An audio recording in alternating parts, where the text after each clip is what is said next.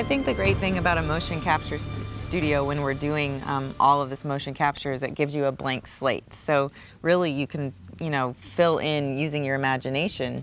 You can fill in the entire space. And the great thing about Naughty Dog is they give you all these reference photos and they give you the artwork and sort of the rough sketchings of what a space might look like. The main thing we wanted to do is we really wanted to render sand and how our characters interact with sand in a really realistic way. And the only way to really do that is to get good reference. And so our animators, our effects guys went out to the Imperial Dunes in California and shot themselves trudging through sand, falling down and tumbling in sand. We actually used crash pads to walk to try to get that movement of the heel, how it kind of slips.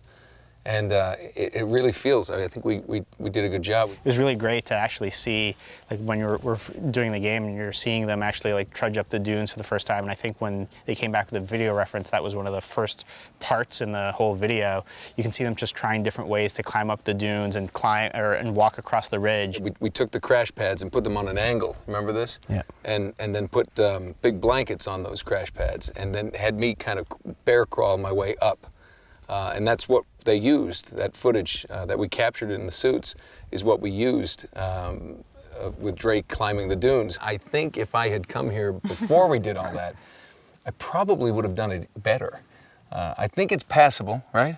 Yeah. Oh, definitely. What we got? Oh, yeah. But after experiencing this, I think it's a whole new level. Are there any bizarre props? Yes, there's a million of them. Human props are really the funniest of all because those guys are taking themselves so seriously, and they have to just be on because, if you're Drake is pulling his journal out of his pocket, you can't be sitting there fishing around for the guy to hand it to you. We had to have guns that we were toting and we had to pull them out to get ready to go after something. And because we're in the suits and the cameras are picking up our movements, any crew guys that are working around, the cameras don't catch them. Yeah. So they literally are standing by us the entire scene, and then when we go to reach for a gun, they place it behind our backs. We pull it and we're ready, and then when we go to drop it, we tuck it back in, they grab it and run out. The guys that work on our set are so good. They just kind of like very confidently and assertively just move in there, slap the journal right on their butt cheek basically, and then it's just there to grab and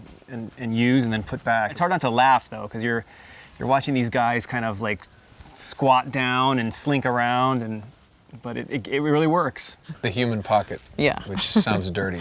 Every actor on set plays multiple roles at any time. Nolan will play in any one scene. We'll shoot multiple takes, multiple pickups.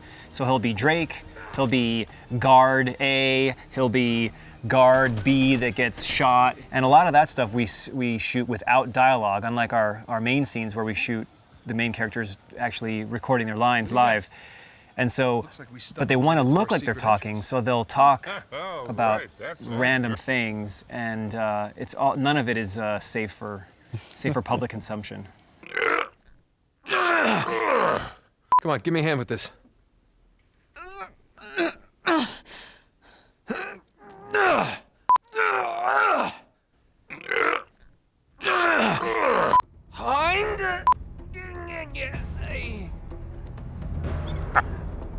I've often said that I think some of the best acting is just kids at play, and that's what we do. We just kind of just jump into that proverbial sandbox, I guess. And just